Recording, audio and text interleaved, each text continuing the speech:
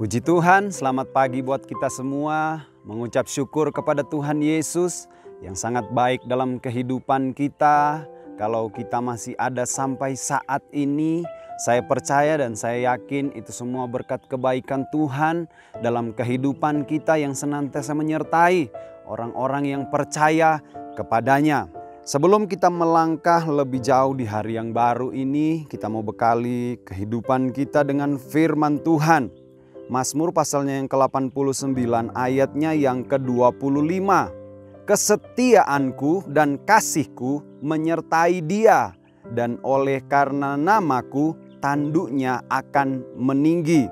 Kalau kita baca keseluruhan di dalam pasal ini, Lembaga Alkitab Indonesia memberi judul Kesetiaan Tuhan kepada Daud. Jelas dalam ayat ini ditulis kesetiaan dan kasih Tuhan menyertai Daud. Ditulis menyertai dia. Dia di sini yaitu Daud. Saya percaya kita semua juga kalau masih ada sampai saat ini, itu semua berkat penyertaan Tuhan. Berkat pertolongan Tuhan. Tuhan senantiasa menyertai kita sebagai orang-orang yang percaya.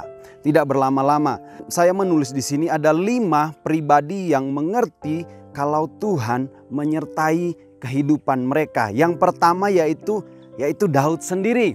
Kita pasti sudah tahu dengan yang namanya Daud dari kita masih sekolah minggu. Kita pasti sudah sering mendengar cerita tentang Daud, bagaimana Tuhan itu menyertai kehidupan Daud dari dia waktu masih muda.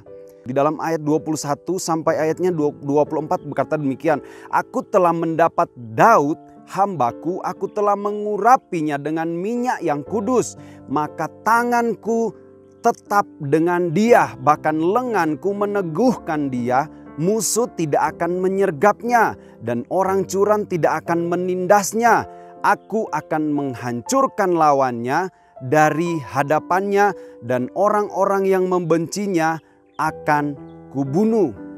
Ini bukti kalau Tuhan itu menyertai Daud.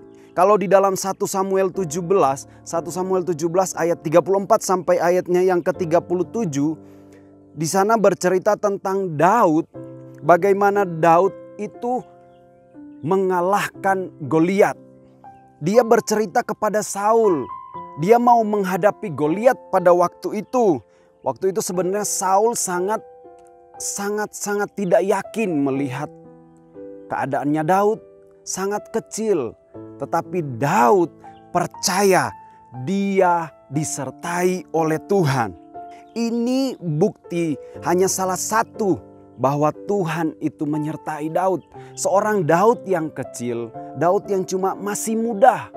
Dia mampu mengalahkan Goliat, seorang petarung yang luar biasa, badan yang besar. Seorang yang gagah perkasa hanya dikalahkan oleh Daud yang kecil. Saya percaya itu bukan karena kuat dan gagahnya Daud. Bukan karena Daudnya ganteng atau gimana. Tetapi semua karena Tuhan beserta dengan Daud. Yang kedua, orang yang kedua yang pribadinya mengerti kalau Tuhan itu menyertai mereka, yaitu Elisa. Di dalam 2 Raja-Raja pasal 6 ayatnya yang ke-15 sampai ayatnya yang ke-17 berkata demikian. Ketika pelayan abdi Allah bangun pagi-pagi dan pergi keluar, maka tampaklah suatu tentara dengan kuda dan kereta ada di sekeliling kota itu. Lalu berkatalah bujangnya itu kepadanya, celaka tuanku, apakah yang akan kita perbuat? Jawabnya, jangan takut, sebab lebih banyak yang menyertai kita daripada yang menyertai mereka. Lalu berdoalah Elisa, ya Tuhan, bukalah kiranya matanya supaya ia melihat. Maka Tuhan membuka mata bujang itu sehingga ia melihat. Tampaklah gunung itu penuh dengan kuda dan kereta berapi bersekeliling mereka. Di sini kita melihat Tuhan meluputkan Elisa dan bujangnya dari pasukan orang Aram. Tuhan menyertai orang yang percaya kepadanya. Elisa disertai oleh Tuhan, dia sudah dikepung. Tapi ternyata ada lagi yang mengepung Elisa. Itu bukti kalau Tuhan menyertai Elisa. Dan Elisa juga mengerti kalau Tuhan menyertai dia. Dan yang ketiga, empat dan kelima, orang yang ketiga, keempat dan kelima yaitu Sadrak, Mesak dan Abednego. Di dalam Daniel 3 ayat 17 sampai 18, jika Allah kami yang kami puja sanggup melepaskan kami, maka Ia akan melepaskan kami dari perapian yang menyala-nyala itu dan dari dalam tanganmu ya Raja. Tetapi seandainya tidak, hendaklah Tuanku mengetahui ya Raja, bahwa kami tidak akan memuja dewa Tuanku dan tidak akan menyembah patung emas yang Tuanku dirikan itu. Ini adalah tindakan yang luar biasa. Nyawa mereka taruhannya. Mereka tidak mengindahkan tita raja. Mereka tidak memberi penghormatan kepada patungnya raja. Mereka tidak sujud menyembah patung emas yang raja dirikan. Dampaknya yaitu raja marah, raja geram.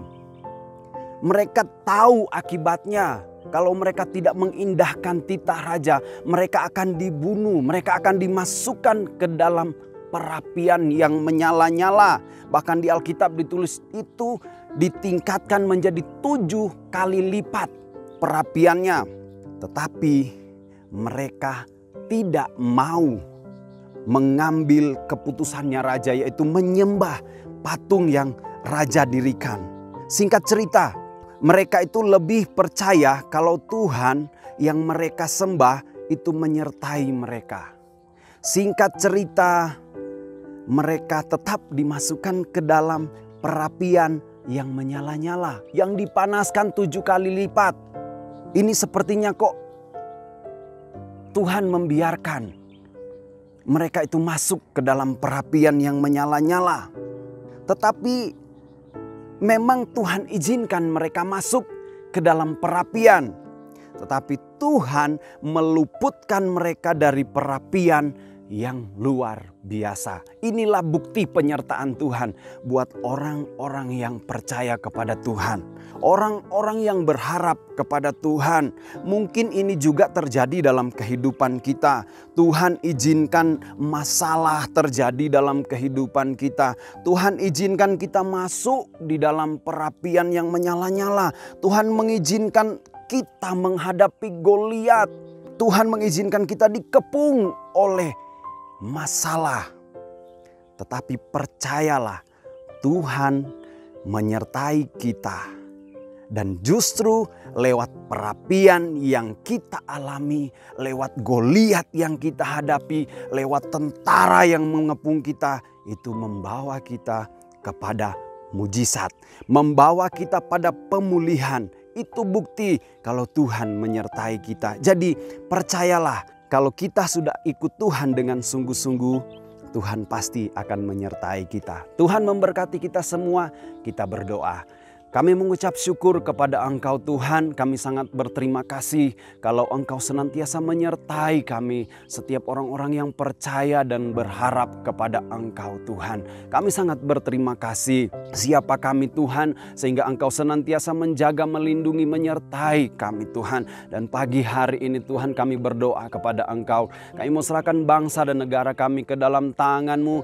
Biar Tuhan yang senantiasa menuntun, Engkau yang menolong. Kami berdoa juga buat setiap pemimpin-pemimpin yang Tuhan sudah percayakan untuk memimpin bangsa kami Tuhan. Dari presiden sampai kepada pemimpin-pemimpin yang ada di pelosok-pelosok. Tuhan yang senantiasa menaruh hikmat dalam kehidupan mereka Tuhan. Agar supaya mereka boleh menjalankan setiap misi Tuhan.